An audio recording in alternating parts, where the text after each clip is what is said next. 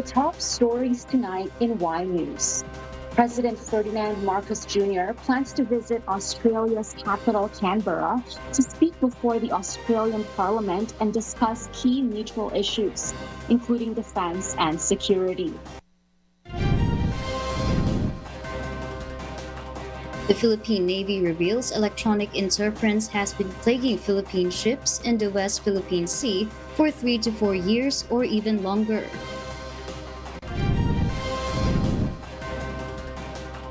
The House Committee of the Whole plans to deliberate on economic charter change until next week. And we will discover Ukraine's recent cross-border attack on Russian region Belgorod that left 3 civilian casualties.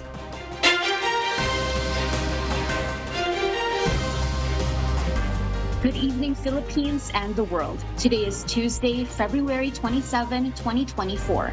Join us in the next hour as we deliver today's top stories around the Philippines and in other parts of the world. I am Bianca Quijano.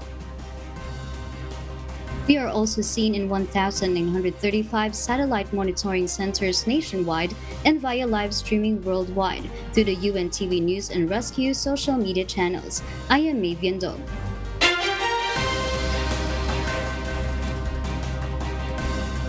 First in the news.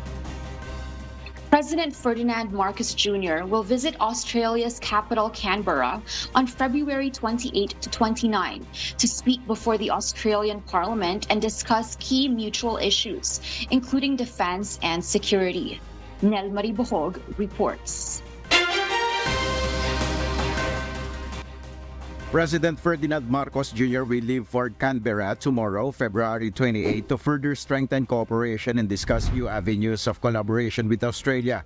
In a palace briefing, Foreign Affairs spokesperson Teresita Daza said the president will undertake a guest of government visit to Australia where he will discuss the vision and future under the Philippine-Australia Strategic Partnership. During the said visit, PBBM is expected to address the Parliament of Australia. President Marcos is the first Philippine president to speak before the Australian Parliament. During this visit, the President will have the honor of addressing the Parliament of Australia, where he is expected to convey a shared vision and future with Australia under the ambit of the strategic partnership and informed by common history, long-standing people-to-people ties, and mutual adherence to the rules-based order and international law. The President will meet with Australian senior officials separately to discuss defense and security, trade investments, people-to-people exchanges, multilateral cooperation, and regional issues. So in terms of defense and security, that will actually be will be discussed, but also in terms of what's happening in the region and what is happening within our region, one issue will be South China Sea. The visit to Canberra is the first leg of President Marcos' visit to Australia. He is also expected to participate in the ASEAN-Australia Special Summit on March 4 to 6 at the invitation of Prime Minister Anthony Albanese. Nel Maribohok, UNTV News and Rescue. We serve the people, we give glory to God.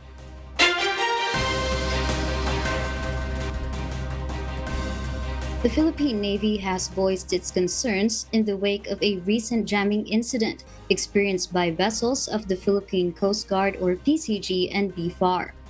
Philippine Navy spokesperson for the West Philippine Sea Commodore Roy Vincent Trinidad stated that electronic interference has become a recurring issue in the West Philippine Sea, plaguing Philippine ships for 3 to 4 years or even longer. These ships heavily rely on the Automatic Identification System or AIS to ascertain their positions via satellite and ensure safe navigation through the vast ocean. Among the vessels affected by AIS jamming are the BRP Teresa Magbanwa, BRP Datu Tamblot, and BRP Datu Sanday, which have been on rotational deployment in Bajo de Masinloc in the recent weeks. According to the Philippine Coast Guard, such interference tends to occur whenever statements are released by China asserting their efforts to drive away Philippine Coast Guard and BFAR ships from the area. The activities of China in the West Philippine Sea has been going on for quite some time now. when it comes to interference on our electronic capabilities. We have noted an increase in cyber interference, electronic interference, maybe jammings and stuff like that. Not only for equipment of the ship, but also for land-based communication equipment. And this usually happens or are noted during preparation stages for RORE missions. We also suspect that the reason why they're doing this is for them to support their narrative that every time na nandun tayo, sinasabi nilang they were successful in driving us away or repelling the presence of the Philippine government vessel. The House Committee of the Whole plans to deliberate on economic charter change until next week. According to House Deputy Majority Leader and Mandaluyong City Alone District Representative Neptali Gonzalez, the second they seek to pass House Resolution of both Houses number 7 on third and final reading before the congressional session break in March 2024. Rosalie Cos will tell us why. Deputy Majority Leader and Mandaluyong Lone District Representative Neptali Gonzalez II has revealed the House of Representatives timeline to pass resolution of both houses or RBH 7. He made the statement on the second day of the deliberations of the House Committee of the Whole in response to a question posed by Deputy Minority Leader, ACT Teachers Party's Representative Franz Castro. It will be scheduled for second reading in plenary on March 11, 12, 13, which is Monday, Tuesday, and Wednesday. And hopefully, if we are able to finish and approve the same on second reading, then in compliance with our rules, copies of which will be distributed, after 3 days from distribution, it can be scheduled for third reading. Meanwhile, another contentious issue on RBH 7 was debated during the deliberations. The target economic amendments mentioned in RBH 7 contain the phrase unless otherwise provided by law, according to retired Supreme Court Justice Adolfo Ascuna. Through this, economic provisions of the Constitution may be amended through legislation and will be approved by the President by signing it. Albay 1st District Representative Ed Silagman asked, is this the fourth mode of amending the Constitution? The Constitution only mentions 3 modes: by Constituent Assembly, Constitutional Convention, or People's Initiative. In other words, are the resolutions 6 and 7 amending Article 17 of the Constitution by including a new mode of amending or revising the Constitution, which is by mere legislation? Yes, Your Honor. The effect and import of this proposed amendment is really to make the provision changeable by legislation. And there's nothing wrong with that because there is already an existing provision in the Constitution. This contradicts what retired Chief Justice Renato Puno pointed out on Monday, as he mentioned that the phrase unless otherwise provided by law may face a constitutional challenge. The use of the phrase unless otherwise provided by law is vulnerable to another constitutional challenge. Number one, Your Honors, allowing Congress to use its law-making powers to amend the Constitution may be questionable. Number two, the laws that will be passed by Congress for this purpose will not be approved by the people in a proper referendum. He has suggested just repealing the economic provisions in the 1987 Constitution that Congress wants to amend, as well as Article 2, Section 19 of the Constitution, which states that the state shall develop a self-reliant and independent national economy effectively controlled by Filipinos. In addition to this, Constitutional Amendments Committee Chair and Cagayan de Oro City 2nd District Representative Rufus Rodriguez urged his colleagues in the House not to adopt the economic chacha version of the Senate. This is despite Speaker Martin Romualdez's stance that the House will adopt in toto the Senate's proposed amendments to the economic provisions of the 1987 Constitution. This did not sit well with Makabayan Bloc lawmaker Representative Castro, who expressed concerns about other possible constitutional amendments. We will not just follow the Senate. They are only giving us lip service for only 3. And that is not what our country needs, Mr. Leader. That's why to me, Mr. Chairman, in the proper time, I would propose a very simple amendment, 2 sentences. 1, all prohibitions, limitations in the 1987 Constitution on foreign investment shall be repealed and lifted, period. Second sentence, Congress through legislation shall enact the regulations to regulate all foreign investments. He's correct. Nothing prevents him from proposing an amendment. Dalawang beses ho, pwede. May pagkakataon siya. During the committee hearing, before we adopt the committee report, he can propose his amendment.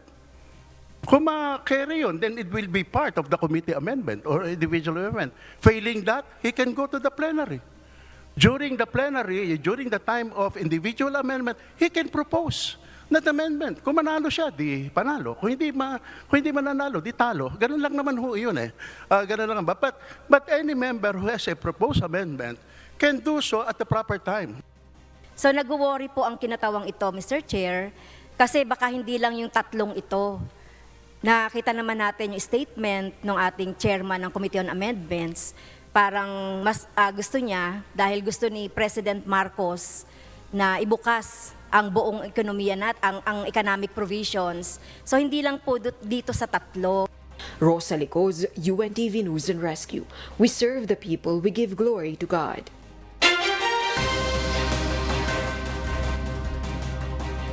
And for the news abroad, the U.S. Air Force member who had set himself on fire outside the Israeli embassy in Washington, D.C. over the weekend has passed away. The Pentagon deemed his death as a tragic event. Annie Mancilia will give us the details why live.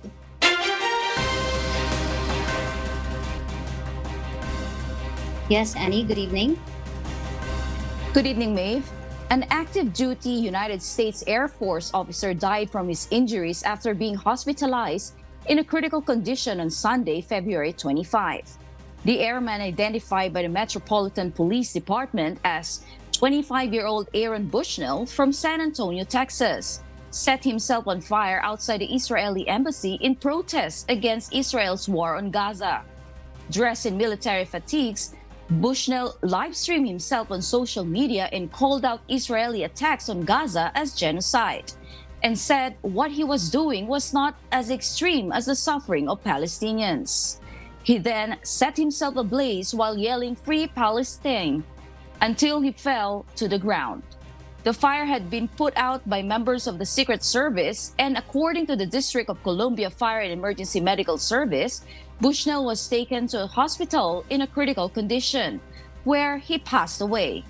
Before the incident, Bushnell had posted what appeared to be a call for action, comparing the current war situation to slavery and genocide, on his social media, which has been taken down.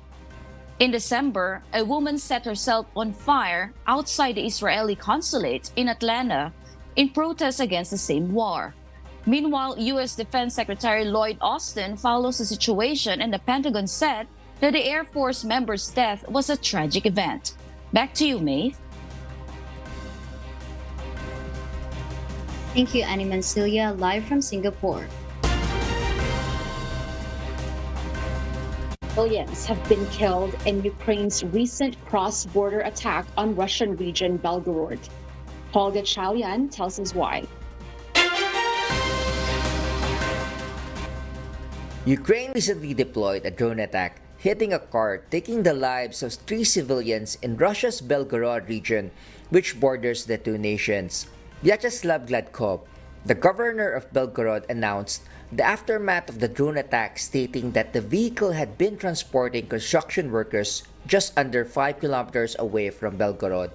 The Defense Ministry of Russia also released a statement stating Russia's success in defense against the drone strike as they intercepted and destroyed 6 Ukrainian missiles over Belgorod.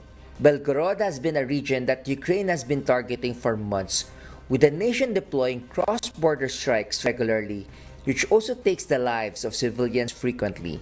Meanwhile, frequent evacuations have taken place in Belgorod, with hundreds of residents over the last month following Ukraine's attack in December, which took the lives of 25 civilians. Paul Gatchalian, UNTV News and Rescue. We serve the people. We give glory to God.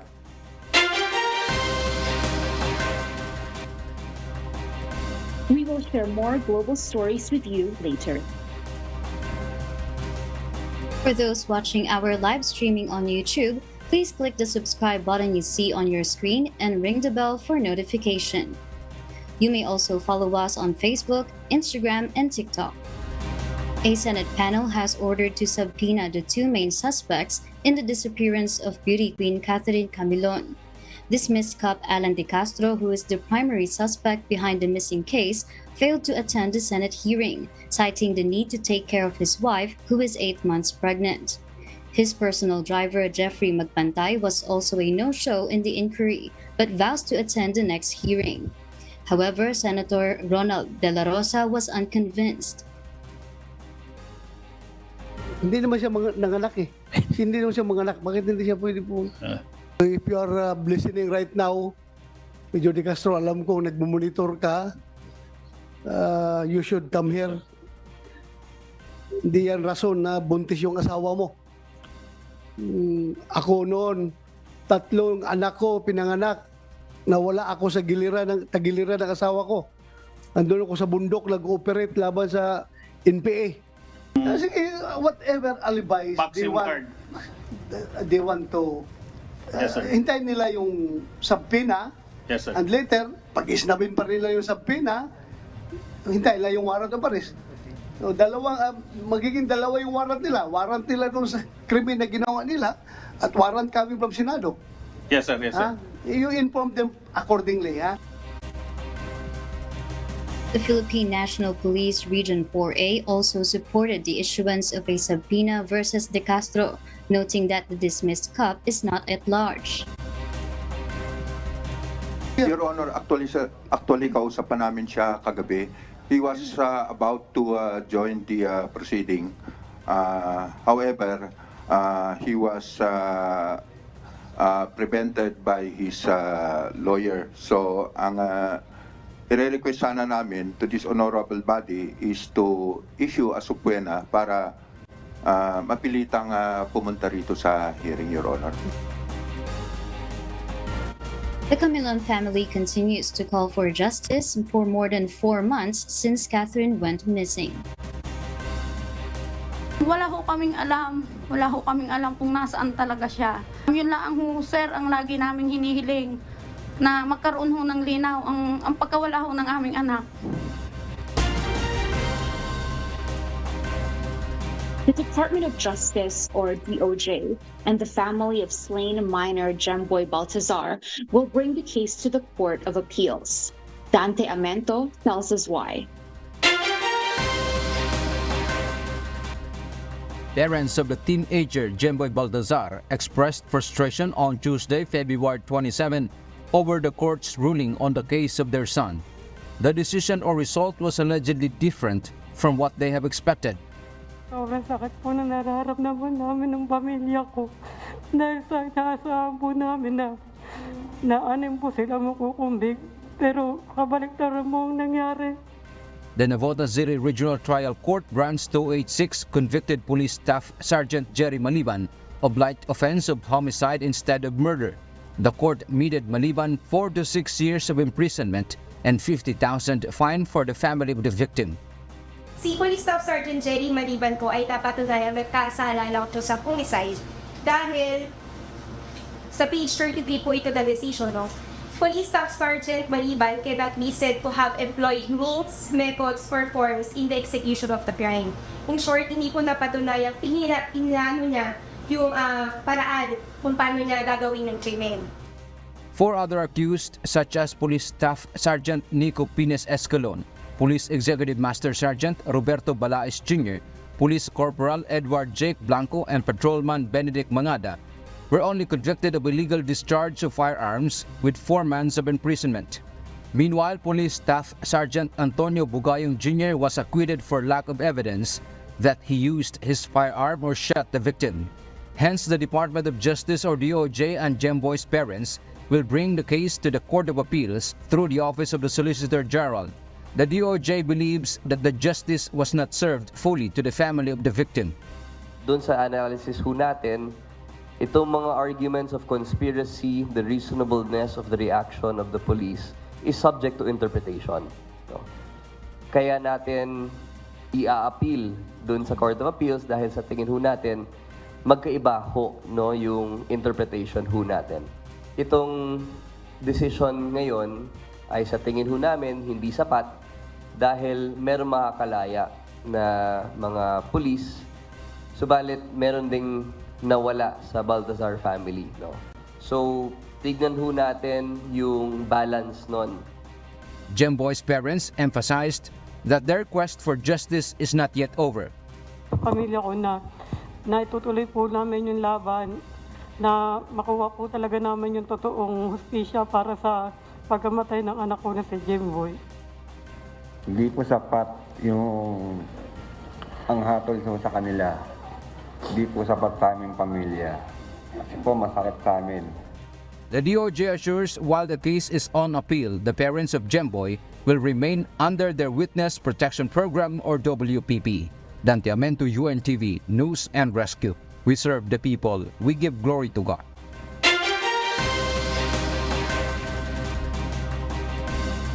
President Ferdinand Bongbong Marcos Jr. graced the Pag-IBIG Fund Chairman's Report 2023 at the Philippine International Convention Center or PICC.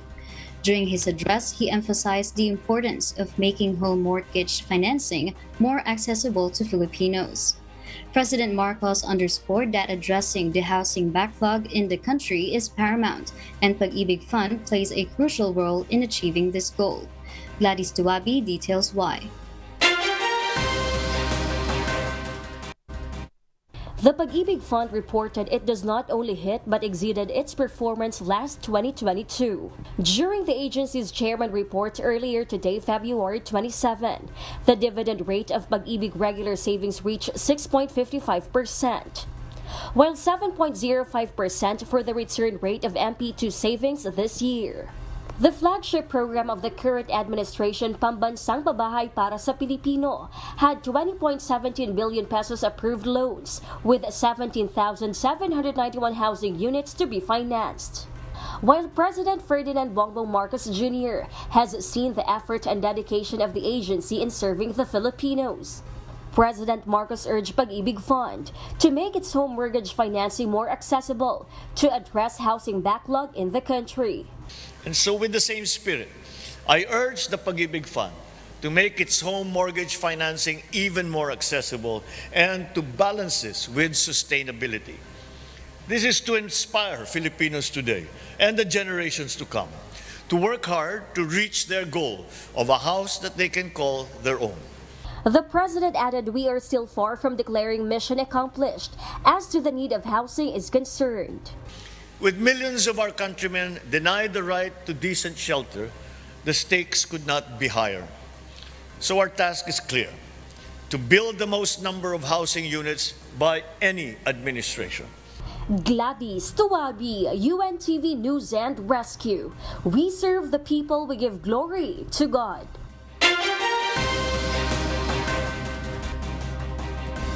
The Department of Social Welfare and Development, or DSWD, announced the allocation of 106.335 billion pesos budget for the Pantawid Pamilyang Pilipino Program, or 4PS, under the 2024 General Appropriations Act. The program aims to support more than 4.4 million eligible households across the country. The mentioned allocation provides 4.4 million households with monthly rice subsidies of 600 pesos and health subsidies of 750 pesos. It also includes educational subsidies for more than 7 million students, ranging from 300 pesos to 700 pesos per month. Department of Budget and Management Secretary Amena Pangandaman pointed out that the 106.335 billion pesos allocated to the 4PS is more than the 102.610 billion pesos given in the previous year under the 2023 GAA. President Ferdinand Marcos Jr. put pen to paper, signing into law Republic Act 11982, a measure aimed at providing benefits to octogenarians and nonagenarians. In light of this development, the National Commission on Senior Citizens is working diligently to expedite the formulation of its implementing rules and regulations. This swift action is crucial to ensure that the allocated budget is promptly released and utilized in the upcoming year, effectively extending support to our elderly citizens who have contributed immensely to our nation. Jed Neresina details why.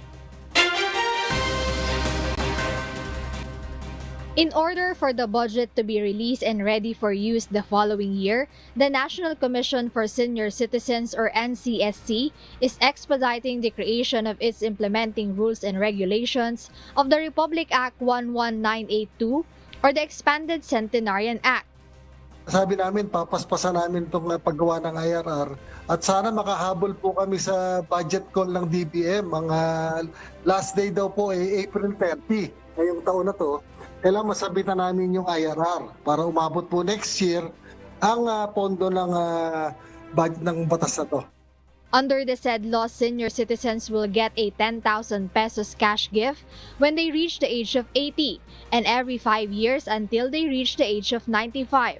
Retired General Ricardo Reiner Cruz III, Commissioner of the National Commission on Senior Citizens, also encourages the senior citizens to register online.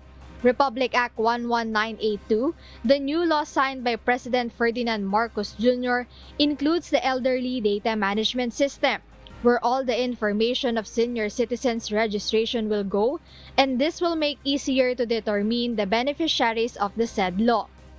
Kailangan po namin na para sa pagbigay po ng ayuda, mabilis po kami distribute.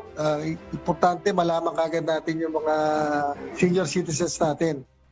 Commissioner Cruz reports that just 4 million of the 10 million senior citizens in the country are currently registered, making up less than half of the total.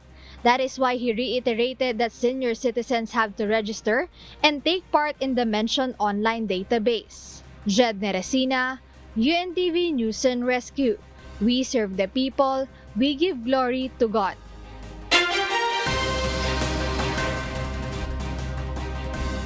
For the latest headlines in the United States, former U.S. President Donald Trump is challenging a fraud case as interest continues to accumulate at a rate of $112,000 per day, causing the initial $359 million judgment to skyrocket.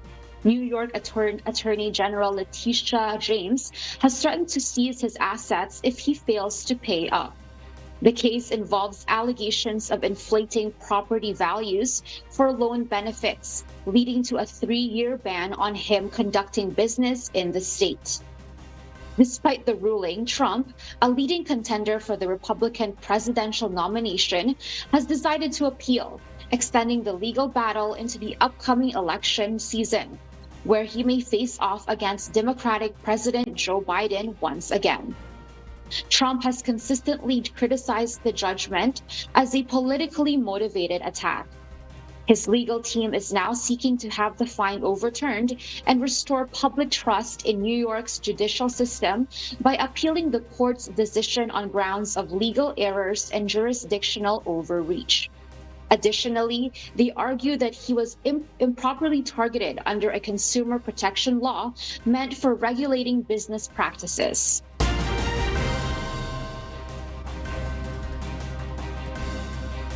And those are the reasons behind the news in other parts of the globe.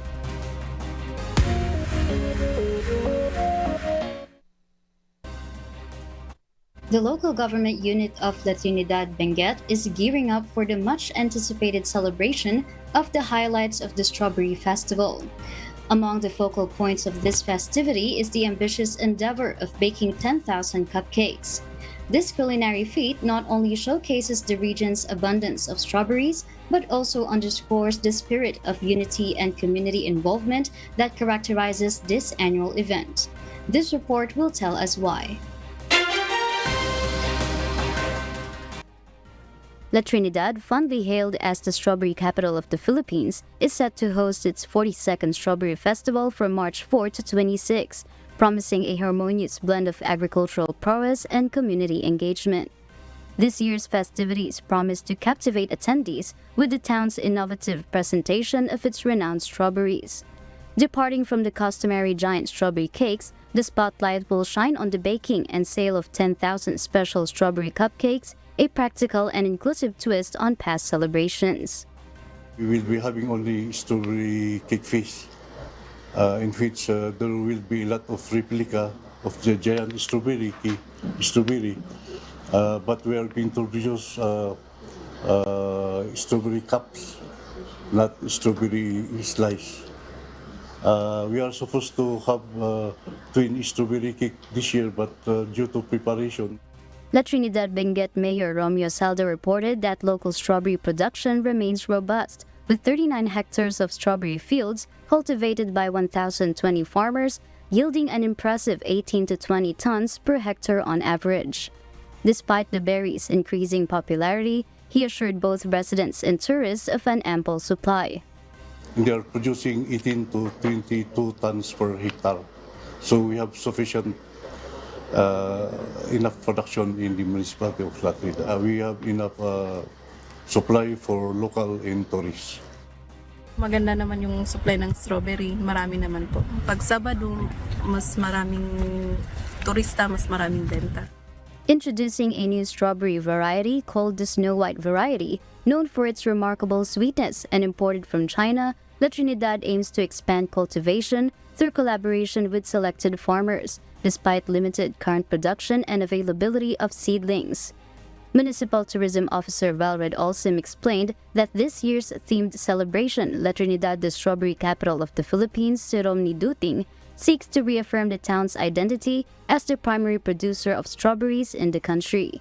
Olsim emphasized the festival's role in positioning La Trinidad as a pioneer in establishing and promoting the berry as its one town, one product, driving future economic development. There are towns right now who are promoting strawberries, so we would like to reclaim or re-establish that we are foremost the first town which promoted the strawberries as a one town, one product. Mayor Salda revealed plans for the float parade to feature real flowers, adding a vibrant and natural touch to the event. The anticipated quantity of strawberries needed for making cakes is estimated to be around 500 kilograms, consistent with last year's usage. Highlighting the significant assistance from Japanese technology and machinery in enhancing local strawberry crops' resilience and productivity, Mayor Salda outlined plans for an exciting development next year, the introduction of a twin giant strawberry variety combining the Snow White and Sweet Charlie varieties. Mavian Dog, UNTV News and Rescue. We serve the people, we give glory to God.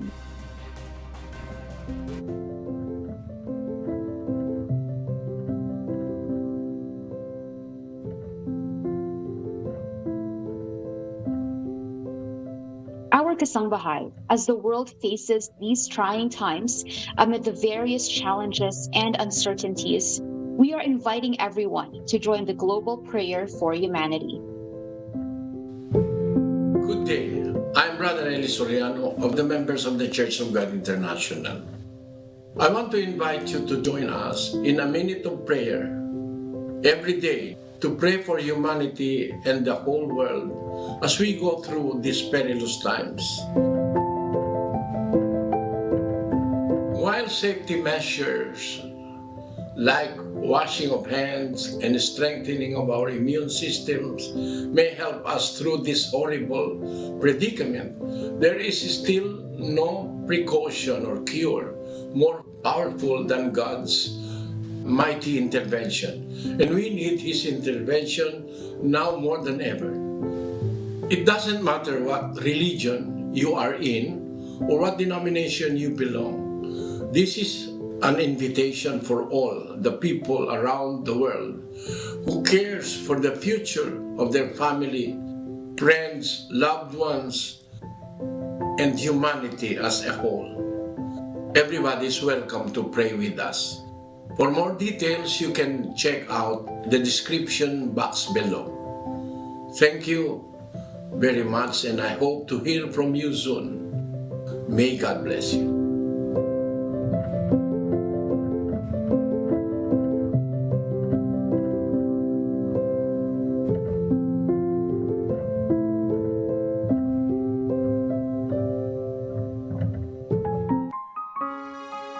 And before we close, we will leave you with the word giving glory to God from the book of Psalms, chapter 103, verses 13 to 14. It says, "Like as a father pitieth his children, so the Lord pitieth them that fear him. For he knoweth our frame, he remembereth that we are dust."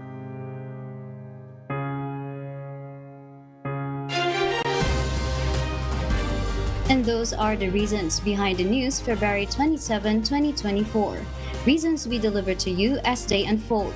I am Maven Dog, live from Australia. Because we need to know and we will always ask why. I am Bianca Quijano, live from Edmonton, Canada. We serve the people, we give glory to God.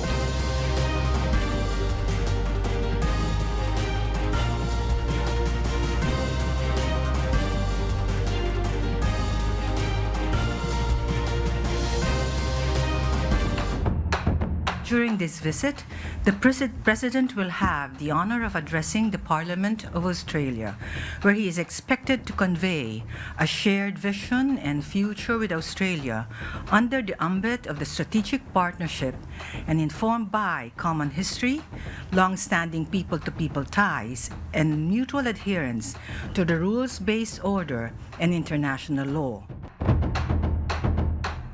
The activities of China in the West Philippine Sea has been going on for quite some time now. When it comes to interference on our electronic capabilities, we have noted an increase in cyber interference, electronic interference, maybe jammings and stuff like that. Not only for equipment of the ship, but also for land-based communication equipment. And this usually happens or are noted during preparation stages for RORE missions. He's correct. Nothing prevents him from proposing an amendment. Dalawang beses ho, pwede. May pagkakataon siya. During the committee hearing, before we adopt the committee report, he can propose his amendment. Kung ma-carry yun, then it will be part of the committee amendment or individual amendment. Failing that, he can go to the plenary. During the plenary, during the time of individual amendment, he can propose that amendment. Kung manalo siya, di panalo. Kung hindi mananalo, di talo. Ganun lang naman ho yun eh. Ganun lang. But any member who has a proposed amendment can do so at the proper time. So nag-worry po ang kinatawang ito, Mr. Chair, kasi baka hindi lang yung tatlong ito. Nakita naman natin yung statement ng ating chairman ng Committee on Amendments. Parang mas gusto niya, dahil gusto ni President Marcos na ibukas ang buong ekonomiya ang economic provisions. So hindi lang po dito sa tatlo.